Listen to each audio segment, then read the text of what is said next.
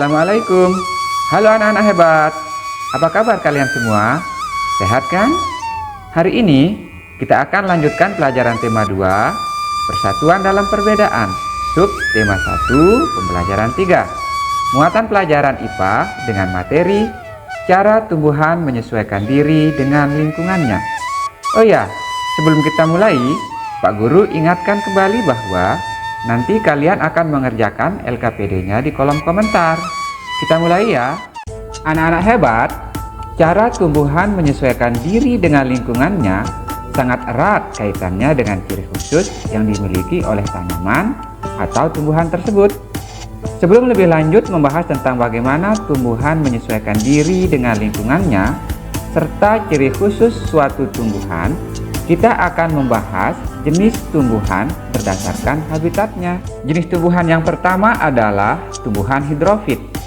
Tumbuhan hidrofit merupakan tumbuhan yang hidup di air, di mana sebagian tubuhnya berada di atas permukaan air dan sebagian lagi berada di dalam air, yaitu bagian akar. Karakteristik tumbuhan hidrofit yaitu berdaun lebar dan tipis, batangnya berongga, berakar serabut, dan memiliki stomata. Contoh tumbuhan hidrofit adalah bakau, eceng gondok, teratai, dan kangkung air.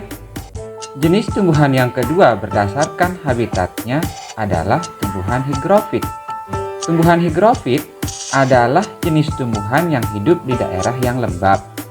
Tubuh tumbuhan higrofit terdiri atas bagian-bagian akar, batang, dan daun.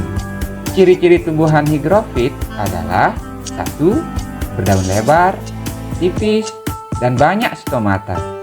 Oh ya, stomata adalah mulut daun atau pori-pori kecil pada daun yang salah satu fungsinya adalah untuk membantu mengatur suhu dan kelembapan. Ciri yang kedua adalah akar dan jaringan pembuluh pendek. Akar dan jaringan pembuluh pendek berfungsi agar tanaman higrofit tidak menyerap air terlalu banyak di lingkungan yang lembab. Ciri yang ketiga, batang berongga.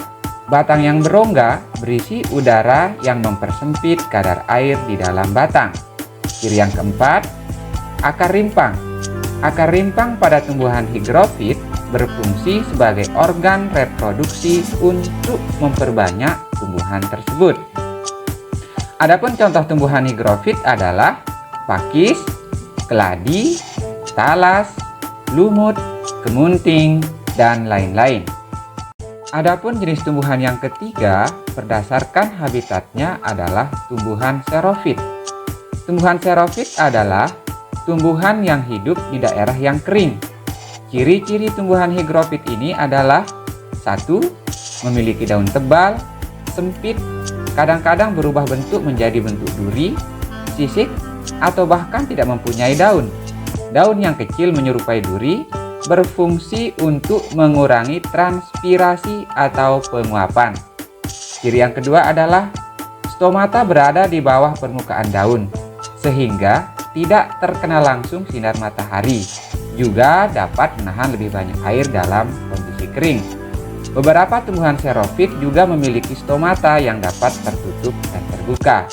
Stomata tertutup pada siang hari untuk menghemat penguapan dan terbuka pada malam hari untuk menyerap karbon dioksida.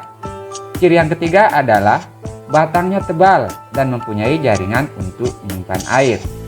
Adapun ciri yang keempat adalah akarnya panjang. Ini berfungsi untuk memperluas atau memaksimalkan daerah penyerapan air. Contoh tumbuhan xerofit adalah kaktus, akasia, lili gurun, adenium, lidah buaya, pohon kurma, dan lain-lain. Nah, anak-anak hebat, itulah beberapa jenis tumbuhan berdasarkan habitatnya. Apakah kalian sudah paham? Kalau belum, cobalah untuk putar ulang kembali dan cermati penjelasannya. Baiklah anak-anak hebat, sekarang kita akan lanjutkan dengan lebih detail lagi tentang bagaimana tumbuhan menyesuaikan diri dengan lingkungannya dengan ciri khusus yang dimilikinya. Anak-anak hebat, Cara tumbuhan menyesuaikan diri dengan lingkungannya tidak terlepas dengan ciri khusus yang dimiliki tumbuhan tersebut. Adapun cara-caranya adalah sebagai berikut. Cara tumbuhan hidrofit menyesuaikan diri dengan lingkungannya adalah: pertama, mempercepat penguapan. Ciri khusus tumbuhan ini adalah memiliki daun yang lebar dan tipis. Contoh tumbuhan adalah teratai, talas, keladi, eceng gondok, kangkung air, dan lain-lain. Kedua, mengapung di atas permukaan air. Ciri khusus tumbuhan ini adalah batangnya memiliki rongga-rongga udara. Contoh tumbuhan adalah teratai, eceng gondok, kangkung air, dan lain-lain. Ketiga, meningkatkan laju transpirasi atau penguapan dari dalam tubuh tumbuhan.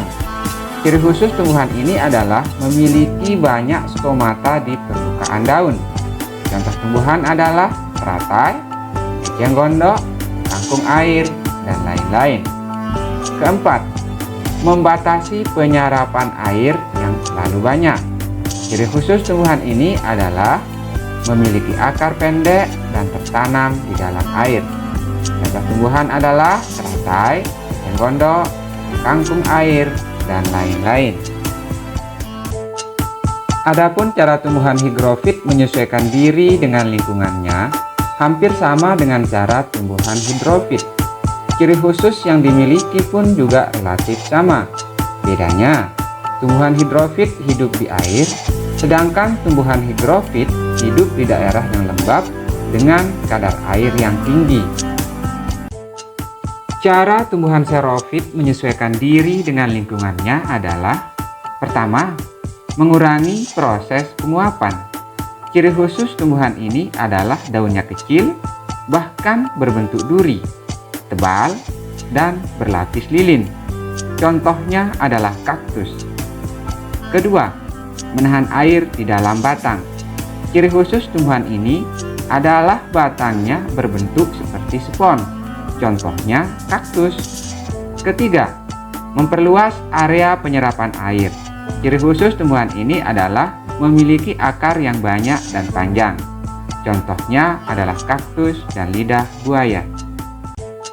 Anak-anak hebat, ingat ya, tujuan tumbuhan beradaptasi dan menyesuaikan diri dengan lingkungannya selain untuk mendapatkan makanan, mempertahankan eksistensi spesies atau jenisnya, juga untuk mempertahankan hidupnya atau agar terhindar dari bahaya. Contohnya, tumbuhan putri malu akan mengatupkan daunnya apabila terkena gerakan atau sentuhan. Pohon bambu memiliki bulu-bulu halus yang bisa menyebabkan gatal. Buah durian memiliki duri-duri yang tajam sehingga tidak bisa dimakan kelelawar. Itulah beberapa adaptasi tumbuhan untuk mempertahankan hidupnya atau agar terhindar dari gangguan dan bahaya. Bagaimana anak-anak hebat? Apakah kalian sudah paham? Kalaupun belum, jangan berkecil hati dan putus asa. Coba diulangi lagi dan cermati secara pelan-pelan. Baiklah anak-anak hebat, untuk mengetahui tingkat pemahaman kalian, silahkan jawab soal-soal berikut ini berdasarkan penjelasan-penjelasan yang sudah kalian saksikan. Jawab di kolom komentar ya. Silahkan dijawab ya. 1. Tumbuhan-tumbuhan yang hidup di air dikenal dengan istilah tumbuhan apa? 2. Keladi dan pakis merupakan contoh tumbuhan apa? 3. Tumbuhan xerofit adalah tumbuhan yang hidup di daerah apa? 4. Tulislah 2 cara tumbuhan hidrofit menyesuaikan diri dengan lingkungannya. 5. Tulislah bagaimana kaktus menyesuaikan diri dengan lingkungannya menggunakan ciri khusus daun berbentuk duri dan batang seperti spons. Anak-anak hebat, terima kasih ya kalian sudah menjawab. Sampai jumpa di video pembelajaran berikutnya.